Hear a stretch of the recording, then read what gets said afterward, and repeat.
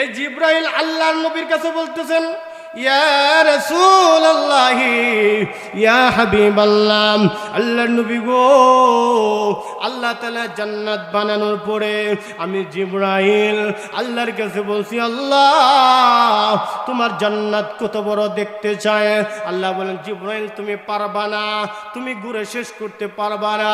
জিব্রাইল দ্বিতীয়বার অনুমতি চাইলেন, আল্লাহ অনুমতি দিলেন। এবার জিব্রাইল আল্লাহর নবীর কাছে বললেন, আল্লাহর নবী গো, আমার এত স্পিড, কোটি কোটি বছরের রাস্তা আমি সেকেন্ডের ভিতরে যেতে পারি। আল্লাহর নবীজি, আল্লাহ আমাকে 600 নূরের পাখা দিয়েছেন।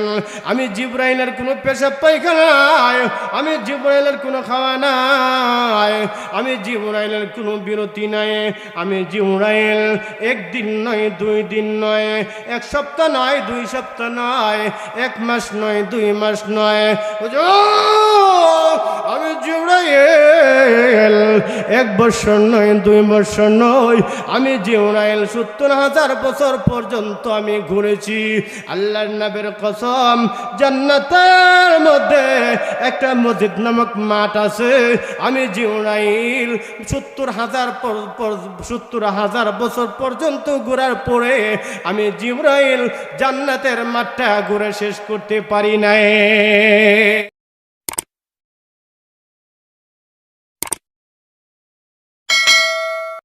আল্লাহ তাআলা তার আয়াতের মধ্যে বলেন, ইন্নাল্লাযীনা আমানু ওয়া আমিলুস সলিহাত। আল্লাহ তাআলা 2টি আমলের কথা বলতেছেন, 2টি কথা বলতেছেন যে জান্নাত পাওয়ার জন্য 2টা শর্ত। 1 নম্বর শর্ত হইল ইন্নাল্লাযীনা আমানু, যারা পূর্ণ ঈমানদার। 2 নম্বর হইল ওয়া আমিলুস সলিহাত, যারা আমলে সলিহা যারা করে। এই 2টা আমল যারা করতে পারবে, 1 নম্বর হইল যারা আল্লাহ তাআলার উপর ঈমান আনে, 2 নম্বর হইল যারা আমলে সলিহা করে। তাদের জন্য আল্লাহ তাআলা পুরস্কার ঘোষণা করেছেন, কানাত লাহুম জান্নাতুল ফিরদাউসি নুজুলা। আল্লাহ তাআলা তাদের জন্য জান্নাতুল ফিরদাউসের ভিতরে মেহমানদারি করাইবেন স্বয়ং আল্লাহ তাআলা। এখন আমাদেরকে বোঝার দরকার জান্নাত কি। জান্নাতের ভিতরে প্রবেশ করার আগে আমাদেরকে শুরুতেই বুঝতে হবে জান্নাত কত বড়। হযরত জিব্রাইল আলাইহিস সালাম একদিন আল্লাহর নবী সাল্লাল্লাহু আলাইহি ওয়াসাল্লামের কাছে আসলেন। আয়েশা বললেন, ইয়া রাসূলুল্লাহ সাল্লাল্লাহু আলাইহি ওয়াসাল্লাম, আল্লাহ তাআলা জান্নাত বানানোর পরে এখানে একটা আকীদা হইল, কোনো ফেরেশতা জান্নাতে যাবে না, কোনো পশু পাখিও জান্নাতে যাবে না। পশু পাখির যেই অবস্থা হবে ফেরেশতাদেরও একই অবস্থা হবে। কিন্তু ফেরেশতারা যেহেতু জান্নাতে যাইতে পারবে না, এই জন্য হযরত জিব্রাইল আলাইহিস সালাম আল্লাহর কাছে বলেছেন, আল্লাহ তুমি যে তোমার বান্দাদেরকে জান্নাত দিবা, তুমি মেহেরবানি করে জান্নাতের ভিতরে একটু ঘোরাফেরা করার অনুমতি দাও। তো আল্লাহ তাআলা বললেন, জিব্রাইল তুমি এই জান্নাত ঘুরে শেষ করতে পারবা না। জিব্রাইল আলাইহিস সালাম আবার বললেন যে আল্লাহ একটু অনুমতি দাও, আমি জান্নাতে একটু ঘুরবো। আল্লাহ তাআলা জিব্রাইলকে অনুমতি দিলেন। জিব্রাইল এই হাদিসটা নবীর কাছে বলতেছেন, হুজুর নবীজি, আল্লাহ তাআলার আদেশ পাওয়ার পরে আমি জিব্রাইল জান্নাতের ভিতরে প্রবেশ করেছি। আমি জিব্রাইলকে আল্লাহ তাআলা 600 নূরের পাখা দিয়েছেন। কয়টা নূরের পাখা? 600 নূরের পাখা দিয়েছেন। জিব্রাইল আল্লাহর নবীর কাছে বলেন, আল্লাহর নবী গো, আল্লাহ তাআলা আমাকে 600 নূরের পাখা দিয়েছেন। আমি জিব্রাইলের এমন শক্তি, এমন শক্তি, আমি জিব্রাইল একটা পাখা যদি উপর থেকে নিচে নামায়, আবার নিচ থেকে উপরে উপরে তুলি, আমি জিব্রাইল চোখের পলকের সাথে সাথে জমিন থেকে আকাশ পর্যন্ত যাইতে পারি। সুবহানাল্লাহ। আমি জিব্রাইল জমিন থেকে আকাশ পর্যন্ত যাইতে পারে। আল্লাহর নবী গো, শুধু তা নয়, আমি জিবরাইল যদি পাখি যেভাবে ওড়ে, আমি যদি এইভাবে একটা সেকেন্ড যদি আমি জিবরাইল উড়ি, 1000 বছর পথ আমি অতিক্রম করতে পারি। আল্লাহর নবীজি, আমি বড় শক্তিধর। জিবরাইল যে শক্তিধর, আল্লাহ তাআলা তার কোরআনে ঘোষণা করেছেন, ইন্নাহু লাকাওলু রাসূলিন কারীম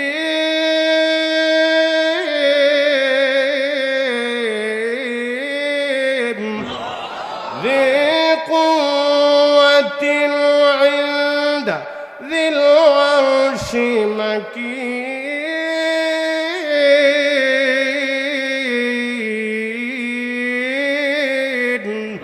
জিবরাইল আলাইহিস সালাম অনেক শক্তির অধিকারী। যেখানে আল্লাহ জিবরাইলকে অনেক শক্তির অধিকারী বলেছেন, এই জায়গার মধ্যে জিবরাইলের শক্তি কম এটা বলা যাবে না।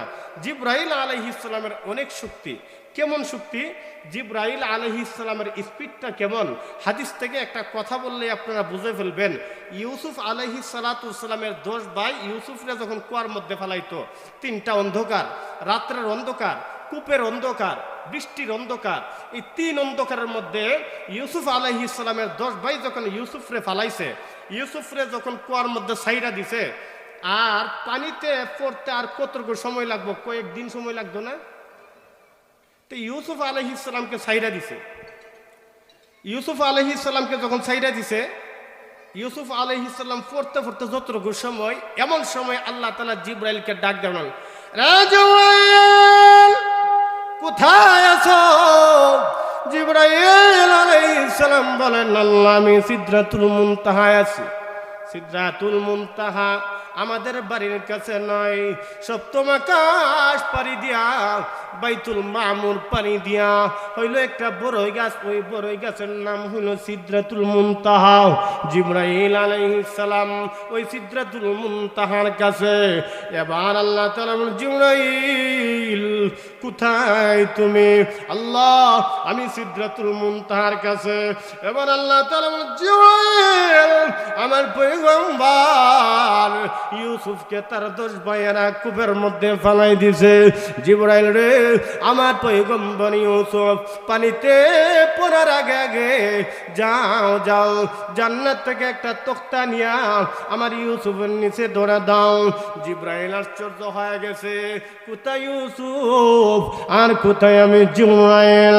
আল্লাহ নবীর কাছে বলেন, হুজুর সাথে সাথে আমি আল্লাহর আদেশ পাওয়ার পরে আমি সপ্তম আকাশ বেদ কুনিয়া আমি দৌড় মারলাম জান্নাতের মধ্যে। কোথায় জান্নাত, কোথায় আমি জিবরাইল? আর হইল সপ্তম আকাশ পানি দিয়া সাথে সাথে আইসা পড়লাম জমিনের মধ্যে। আমি আসার পরে আমি উপরে তাকায় দেখি ইউসুফ আলাইহিস সালাম এখনো নিচে নামতেছে। ইউসুফ এখনো নিচে নামতেছে। এবার চিন্তা করুন হযরত জিবরাইলের স্পিড কেমন।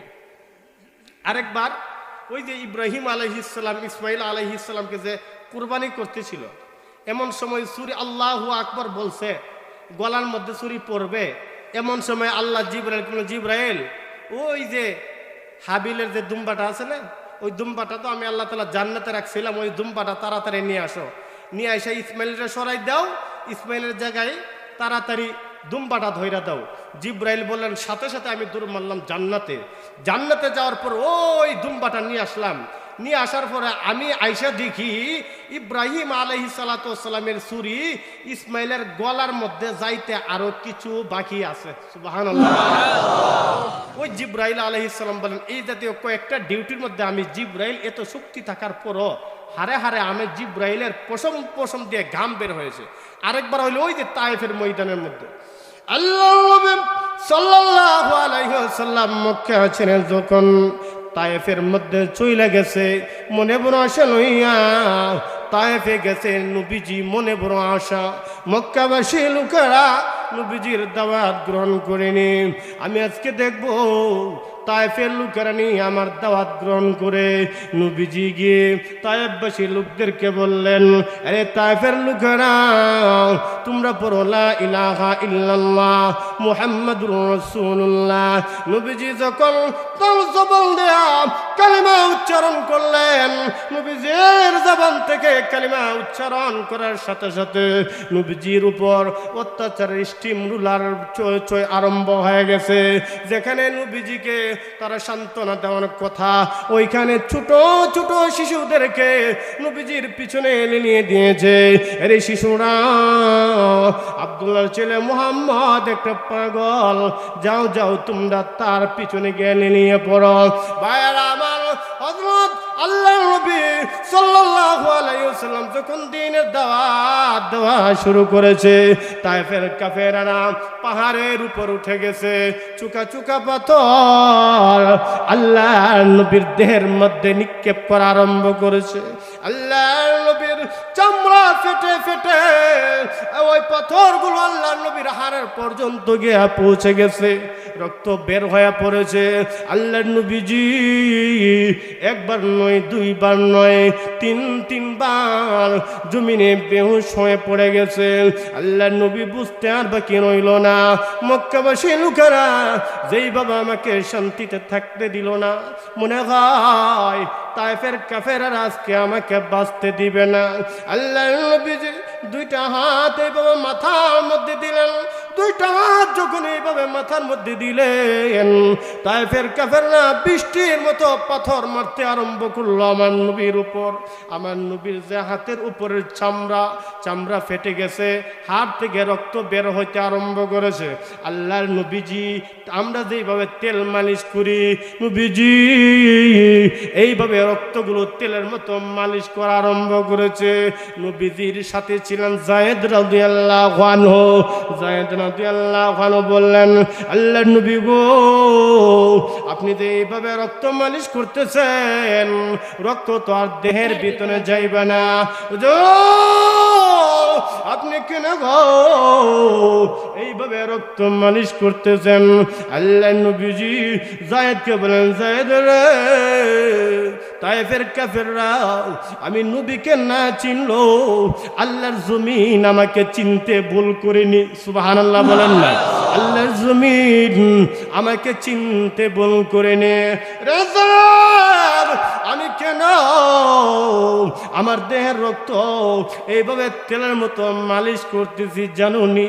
একটা ফোঁটা রক্ত যদি মাটির মধ্যে পড়ে যায়, আল্লাহ বলতে হবে না জমিন রে ভূমিকম্প শুরু হয়ে যাও, সাথে সাথে জমিনের মধ্যে ভূমিকম্প শুরু হয়ে যাবে। রে যায়েদ, আমার রক্ত যেন মাটিতে না পড়ে, এই জন্য আমি নবী এই রক্তগুলো হাতের মধ্যে তেলের মতো মালিশ করতেছি। আল্লাহর নবীর দেহ থেকে রক্ত পড়তে পড়তে আল্লাহর নবীর চামড়ার মোজা রক্ত ভরে গেছে, চোট লেগে গেছে। একটা ফুটা মাটিতে পড়ে যাবে। এমন সময় আল্লাহ জিবরাইলকে ডাক দিলেন, জিবরাইল যাও যাও, জান্নাত থেকে একটা রেশমি রুমাল নিয়া আমার বন্ধুর কদম মুবারকের কাছে, কদম মুবারকের নিচে তুলে ধরো। জিবরাইল আলাইহিস সালাম জান্নাতে চলে গেছে। কোথায় জিবরাইল, কোথায় জান্নাত? রেশমি রুমাল নিয়া জিবরাইল বলেন, পৃথিবীবাসী মানুষেরা রে, আমি লক্ষ্য করে দেখি এই যে আল্লাহ নবীর দেহ থেকে রক্ত যে জমিনে পড়তে আরম্ভ করেছে, আরো সামান্য বাকি আছে পড়তে। পড়ার আগে আগে আমি জিবরাইল স্পিডে গিয়া আল্লাহ নবীর কদমের নিচে জান্নাতি রেশমি রুমাল ধরে দিয়েছি। জান্নাতি রেশমি রুমাল ধরে দিয়েছি। এবার চিন্তা করুন জিবরাইলের স্পিডটা কত। এই জিবরাইল আল্লাহর নবীর কাছে বলতেছেন, ইয়া রাসূলুল্লাহ, ইয়া হাবিবাল্লাহ, আল্লাহ নবী গো, আল্লাহ তাআলা জান্নাত বানানোর পরে আমি জিবরাইল আল্লাহর কাছে বলছি, আল্লাহ তোমার জান্নাত কত বড় দেখতে চায়।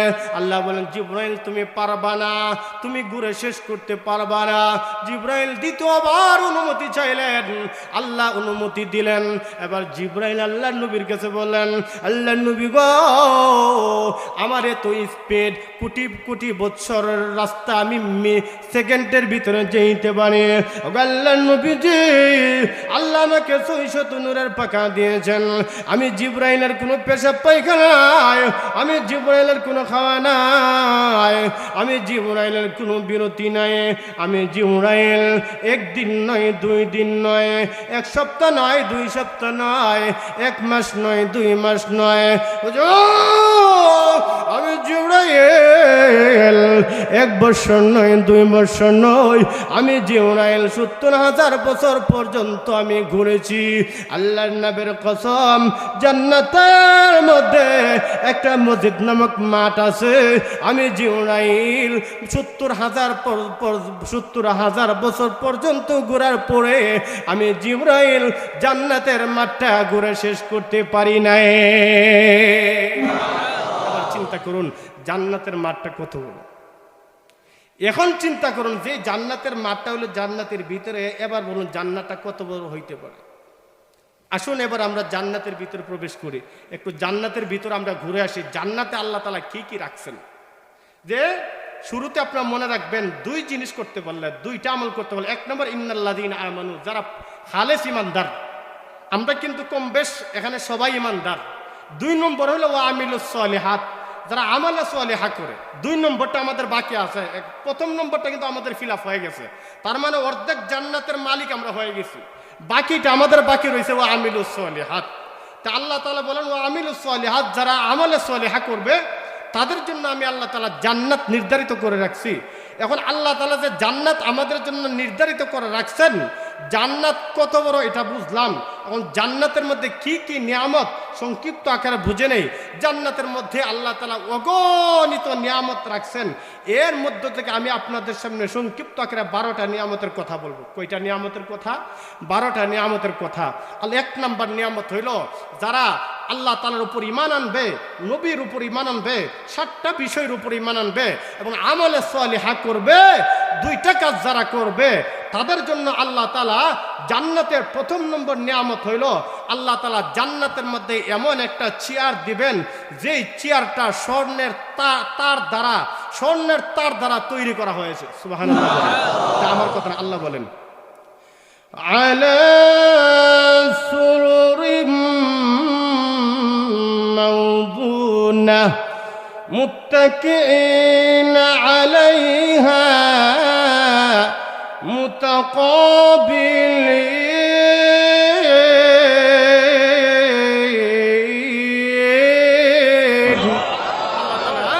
1ম নম্বর নিয়ামত হইল জান্নাতের মধ্যে এমন একটা উঁচা চেয়ার দিবেন, 2 জনকে 2টা চেয়ার দিবেন।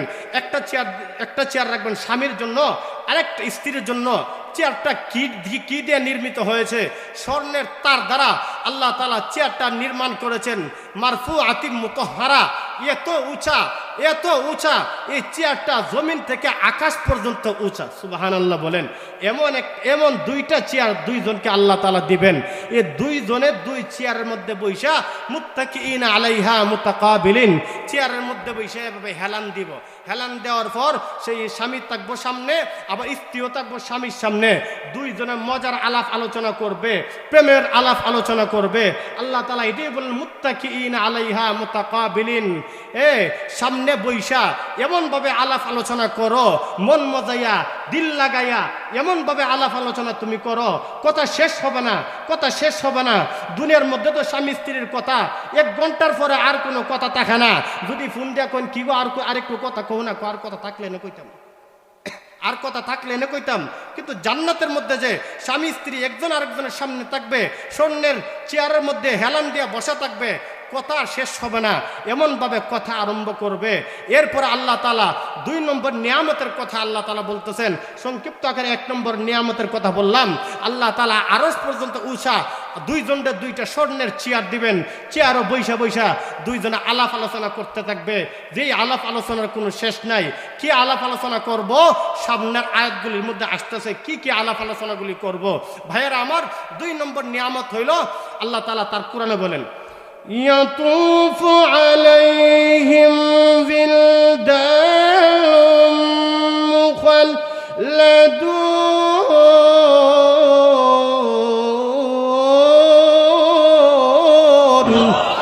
বিআকওয়াবিন ওয়া আবারিক ওয়া কাসিম মিন মাঈন। আল্লাহু আকবার বলেন।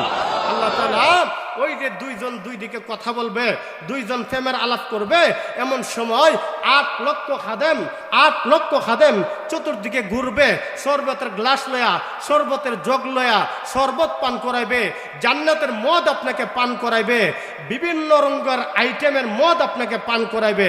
আল্লাহ তাআলা পরের আয়াতে বলেন, লা ইউসাদ্দাউনা আনহা ওয়ালা ইউনজিফুন।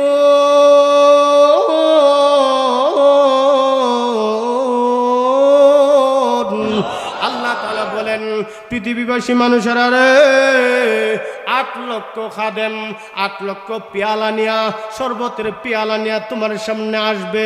শরবত লাগেনি। দুনিয়ার মধ্যে যারা মদ পান করেছে তারাই শরবত পাবে না। দুনিয়ার মধ্যে যারা শরাব পান করেছে তারা জান্নাতের মধ্যে গেলে শরবত পাবে না। ভাইরা আমার, 8 লক্ষ খাদেম 8 লক্ষ পেয়ালা নিয়া যখন আপনাকে শরাব পান করাইবে, দুনিয়ার মদ পান করলে তো মাথা ঠিক থাকে না, মাথার মধ্যে ব্যথা আরম্ভ হয়ে যায়, মাথার তাল ঠিক থাকে না। মাকে গিয়া বলে বউ, বউকে গিয়া বলে মা, আর বলে হালাল গল্লা হালা, কথার কোনো ঠিক থাকে না, জবানের কোনো ঠিক থাকে না। কিন্তু আল্লাহ বলেন, লা ইউসাদ্দাউনা আনহা ওয়ালা ইউনজিফুন। ওই যে জান্নাতের শরাব পান করবে, জান্নাতের শরাব পান করার পরে তার মাথার মধ্যে কোনো সমস্যা হবে না, মাথা ব্যথা করবে না, ওয়ালা ইউনজিফুন, মাতালাও হবে না, সব কিছু ঠিক থাকবে, দেহের কন্ডিশন ঠিক থাকবে, দেহের তালও ঠিক থাকবে। লা ইউসাদ্দাউনা আনহা ওয়ালা ইউনজিফুন।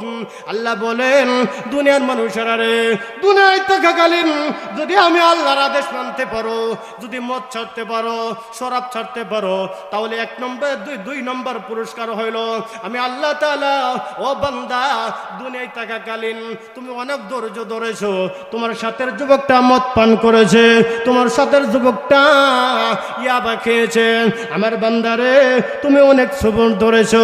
সবর ধরার কারণে আমি আল্লাহ তাআলা জান্নাতের মধ্যে তোমাকে এমন শরাব আমি পান করাবো।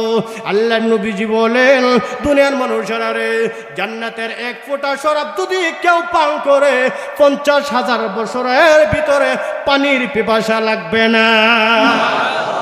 50,000 বছরের ভিতরে পানির পিপাসা লাগবে না, এমন শরাব আল্লাহ তাআলা পান করে। গেল 2 নম্বর নিয়ামত, সংক্ষিপ্ত আকারে বলছি। 3 নম্বর নিয়ামত কি? আল্লাহ তাআলা বলেন, তোমার মনে যে ফল চাইবে এ ফল তুমি পাইবে। সুবহানাল্লাহ বলতেন না?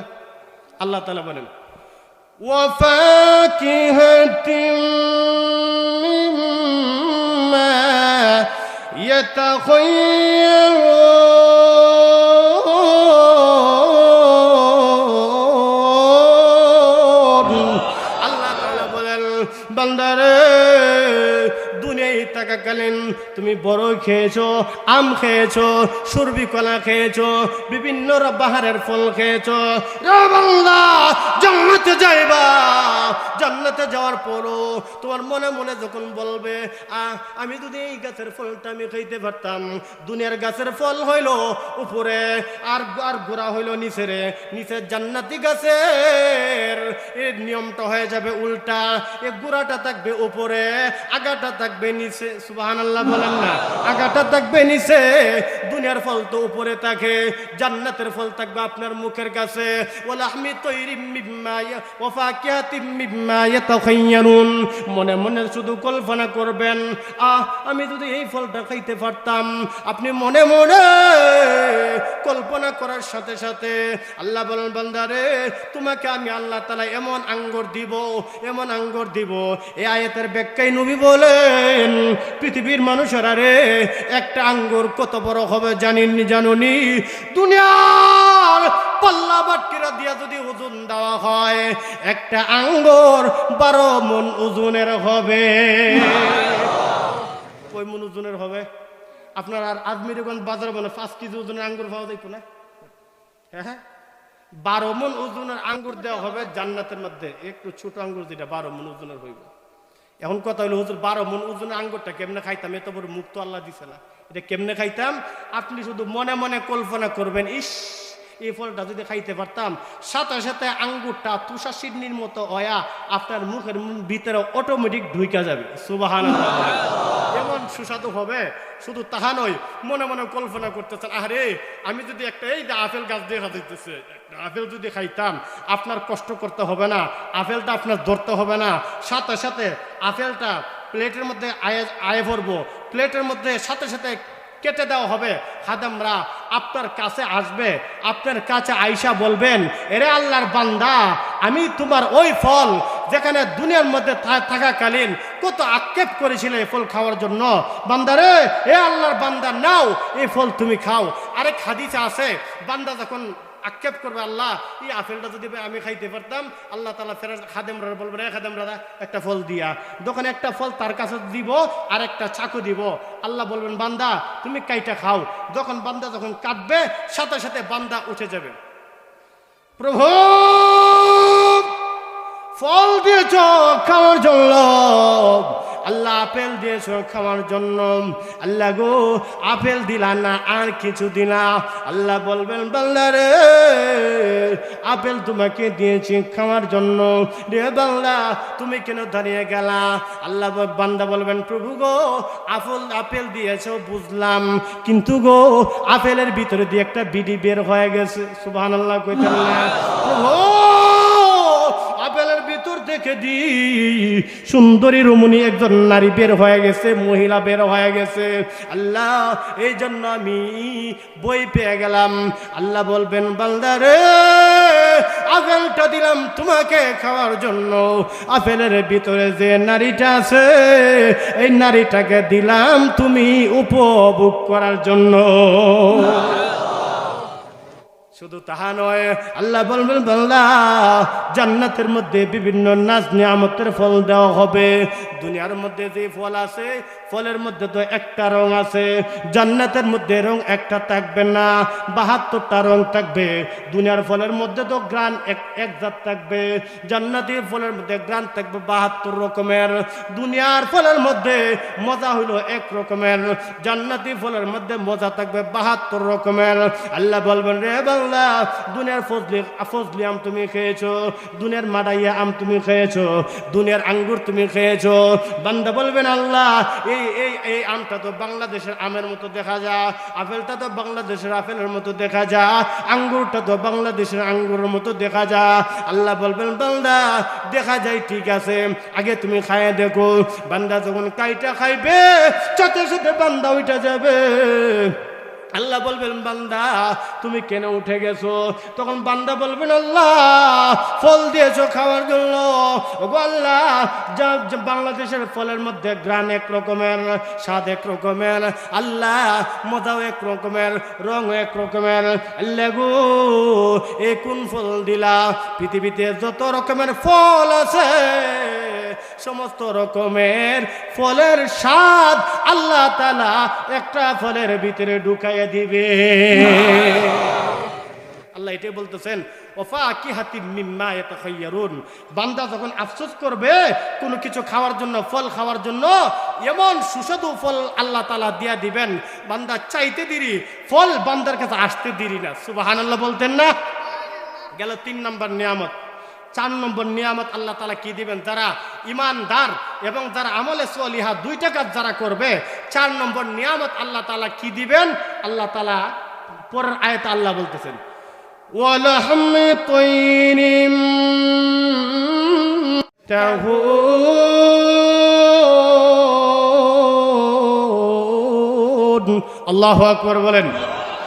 বান্দা হালি মনে মনে কইব, ওই আকাশ দিয়ে একটা পাখি উড়া যাইব, মনে মনে আলে কইব, আল্লাহ এই যে পাখিটা যাইতেছে, আল্লাহ বক অথবা চড়ুই পাখি, হ্যাঁ আল্লাহ এই পাখিটা যদি আমি খাইতে পারতাম।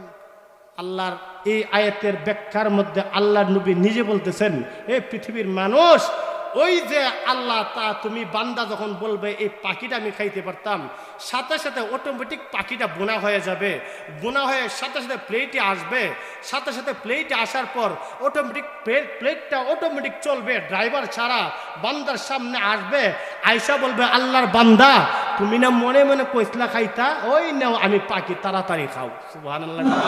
আল্লাহ এটাই বলেন, ওয়ালাহমি তৈরিম মিম্মা ইশতাহুন।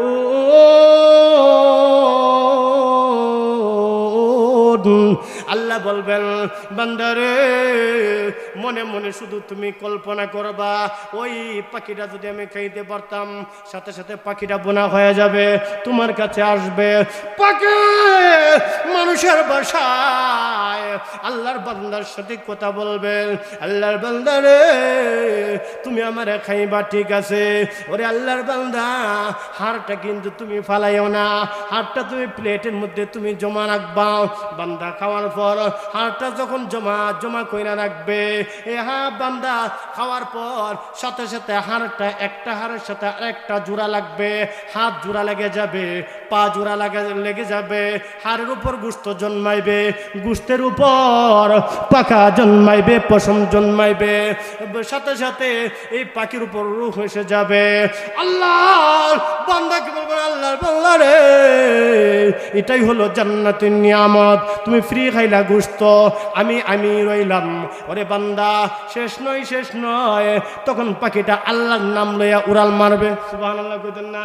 পাখিটার সাথে সাথে আল্লাহর নাম লইয়া উড়াল দিবে। আল্লাহ এটাই বলেন, বান্দা 5 নম্বর নিয়ামত হইল ওয়ালাহমি তৈরিম মিম্মা ইশতাহুন। তুমি মনে মনে পাখির গোশত খাওয়ার জন্য ইরাদা করবা, সাথে সাথে পাখির গোশত পাইবা। পর আয়াতে 6 নম্বর নিয়ামতের কথা আল্লাহ তাআলা বলেন, এরে দুনিয়ার মানুষ 2টা কাজ যদি করতে পারো, 1 নম্বর ইন্নাল্লাযীনা আমানু, যারা খালিস ঈমান যারা আনতে পারো, 2 নম্বর হইল যারা আমলে সলিহা করতে পারো, তাদের জন্য 6 নম্বর পুরস্কার কি? আল্লাহ তাআলা পরের আয়াতের মধ্যে আল্লাহ তাআলা বলেন, ওয়ালাহমি তৈরিম মিম্মা ইশতাহুন ওয়া হুরুন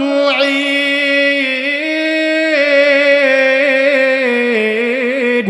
আল্লাহু আকবার বলেন। কামসালিল লুলুইল মাকনুন।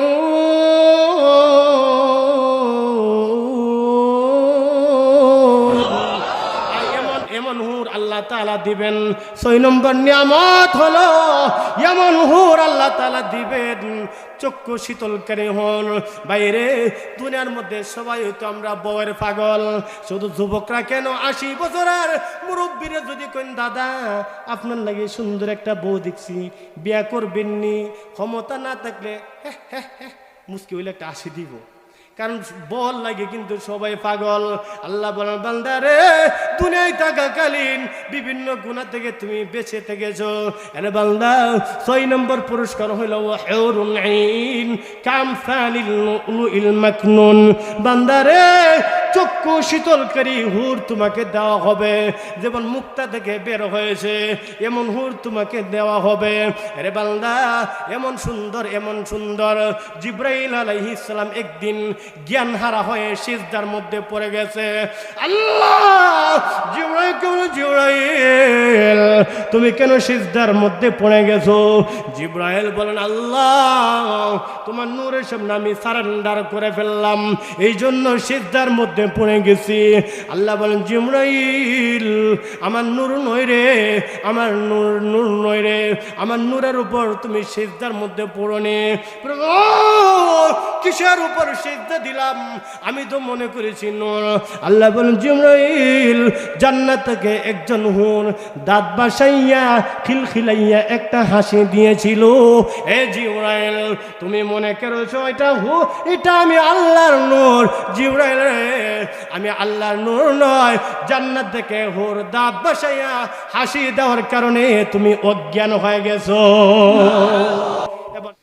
জিবরাইল আলাইহিস সালাতু ওয়াস সালাম যদি জ্ঞান হারা হয়ে পড়ে যায় তাহলে আমার আপনার কি অবস্থা হবে?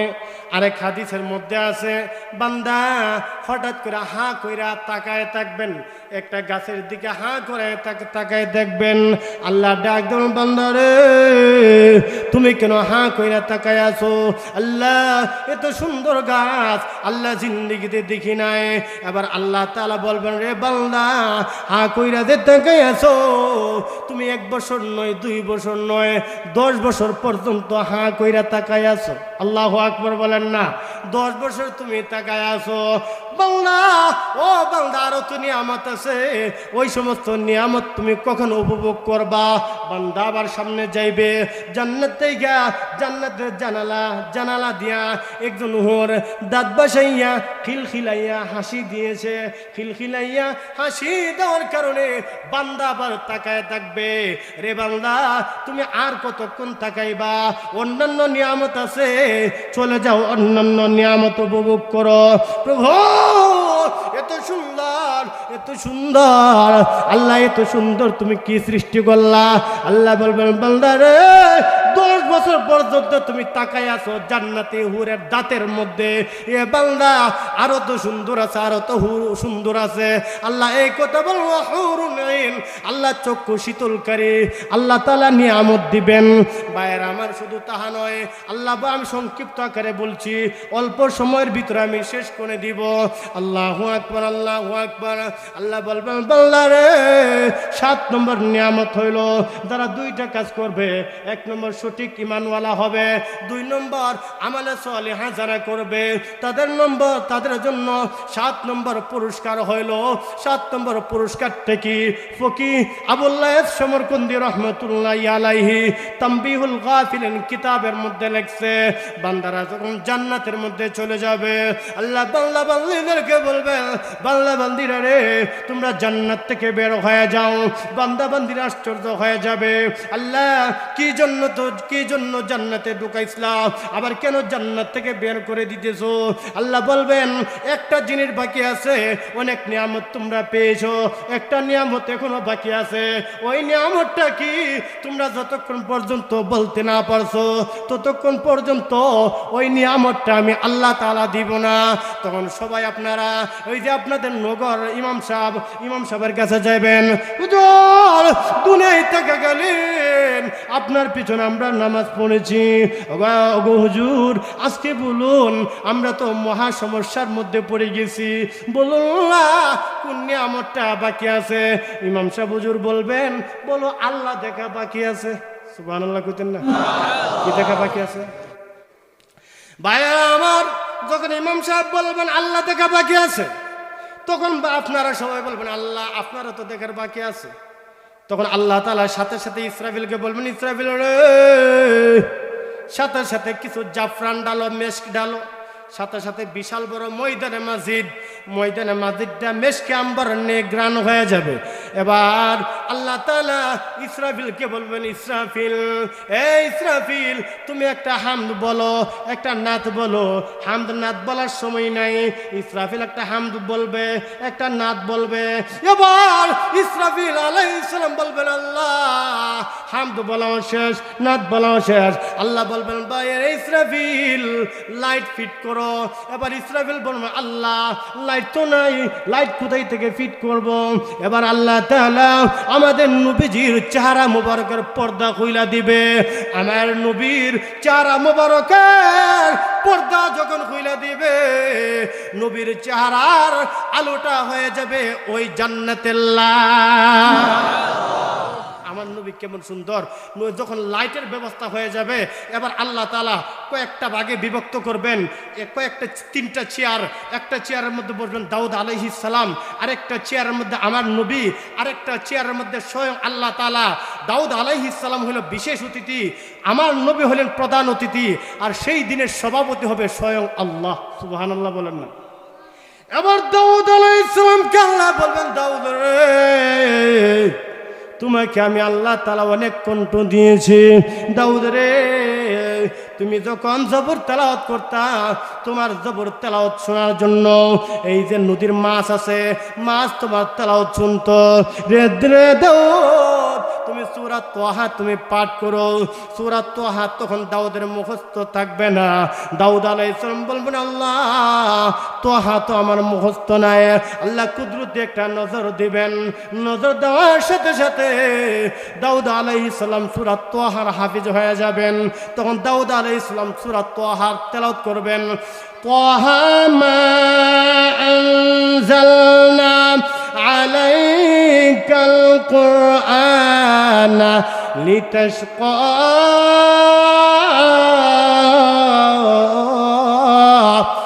ইল্লা তানকিরাতাল লিমান ইয়াখশা। দাউদ আলাইহিস সালাম সূরা তাহা নাযিল করবে, সূরা তাহা তেলাওয়াত করবেন। এবার হঠাৎ করে আল্লাহ দাউদকে বলবেন, দাউদ তুমি স্টপ হয়ে যাও। দাউদ স্টপ হয়ে যাবে। এবার আল্লাহ বলবেন, নবী আমি আল্লাহ আপনার উপর কুরআন নাযিল করেছি। ওগো আল্লাহর নবীজি আপনি তেলাওয়াত করুন, তেলাওয়াত করুন। নবীজি সেদিন তেলাওয়াত যখন শুরু করবেন, আর ওইদিকে দাউদের কণ্ঠ শোনার পর মানুষ পাগলের মতো হয়ে যাবে। আল্লাহ দাউদের এত কণ্ঠ, এত কণ্ঠ, কণ্ঠ শোনার পর মানুষগণ বেদিশা হয়ে যাবে। এবার ডাক দিয়ে আল্লাহর নবীকে আল্লাহ বলবেন, পয়গম্বর আপনি তেলাওয়াত করুন। নবীজি তেলাওয়াত শুরু করবেন, ইয়াসিন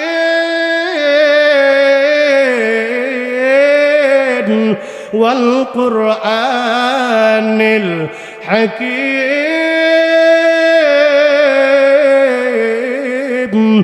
ইন্নাকা লামিনাল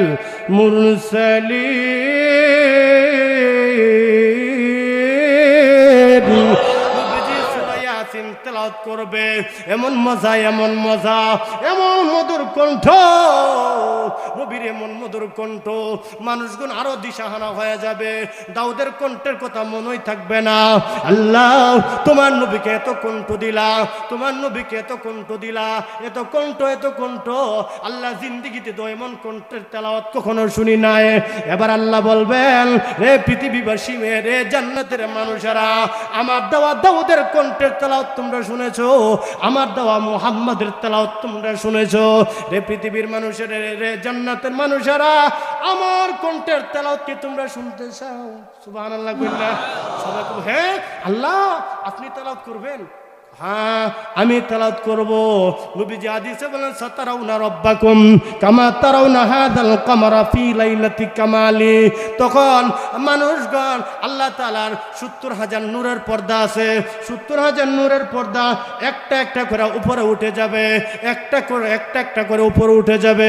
মানুষগণ বেদিশা হয়ে যাবে। এত সুন্দর, এত সুন্দর। আল্লাহ তাআলার ৭০,০০০ নূরের পর্দা উঠে যাবে। মানুষগণ আল্লাহ নবী বলেন, সাতারাউনা রাব্বাকুম কামা তারাউনা হাদাল কামারা ফি লাইলাতি কামালি। আমরা যেইভাবে পূর্ণিমার চন্দ্রকে দেখতে পাই, সেই দিন জান্নাতের মধ্যে আল্লাহ তাআলাকে আমরা ঠিক সেইভাবে দেখতে পাবো। সুবহানাল্লাহ বলেন না। আল্লাহ তাআলাকে আমরা ঠিক সেইভাবে দেখতে পাবো।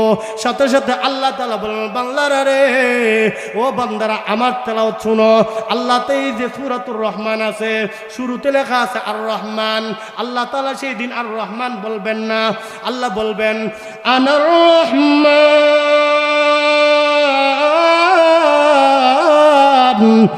আল্লামাল কুরআন খালাকাল ইনসান আল্লামাহুল বায়ান।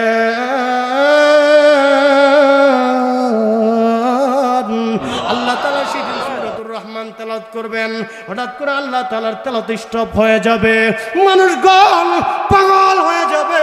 আল্লাহ কি শুনাইলা ও আল্লাহ, হঠাৎ করে আল্লাহর সামনে পর্দা পড়ে যাবে। আল্লাহ গো, ও আল্লাহ, হঠাৎ করে কেন পর্দা পড়ে গেল? আল্লাহ কি দেখাইলা? বিজলি, দিনের বিজলি যেইভাবে দেয়, যেই সময়, এই পরিমাণ সময় আমাদেরকে দেখাইলা। আল্লাহ বলবেন, বান্দা বান্দি রে, এই পরিমাণ সময় নয়, লাগাতারে 40,000 বছর পর্যন্ত আমাকে দেখেছো।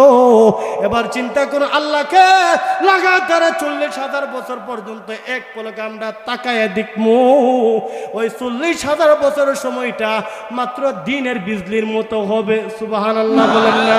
এই হলো, আমি আপনাদের সামনে 10-12টা নিয়ামতের কথা বলতেছিলাম, 7টা নিয়ামতের কথা আমি আপনাদের সামনে আলোচনা করলাম। আল্লাহ বলেন, ইন্নাল্লাযীনা আমানু ওয়া আমিলুস সলিহাত কানাত লাহুম জান্নাতুল ফিরদাউসি নুজুলা। যারা 2টা কাজ করবে, সঠিক ঈমান যারা আনবে, 2 নম্বর আমলে সলিহা যারা করবে, এই সমস্ত নিয়ামতের অধিকারী, এই সমস্ত নিয়ামতওয়ালা জান্নাত আমি আল্লাহ তাআলা তোমাকে দিব। সুবহানাল্লাহ বলেন। আল্লাহ তাআলা আমাদের সবাইকে যে আলোচনা করলাম, আলোচনার উপর আমল করার তৌফিক দান করুন। আমিন। ওয়া আখিরু দাওয়ানা আনিল হামদুলিল্লাহি রাব্বিল আলামিন।